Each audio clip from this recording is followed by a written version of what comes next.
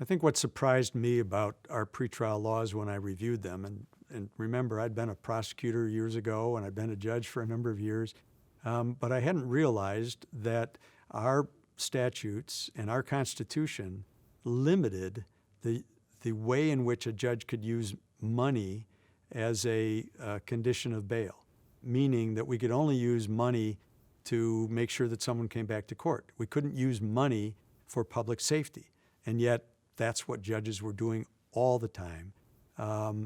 There were limitations on when a judge could, on their own, modify bail.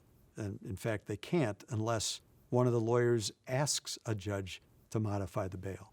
And the third major area, I think, where I was surprised was the fact that we had a preventative detention statute that had been on the books for decades in Wisconsin and had never been used, not just in my jurisdiction, but anywhere in the state of Wisconsin, because it was, frankly, unusable by the prosecutor's office.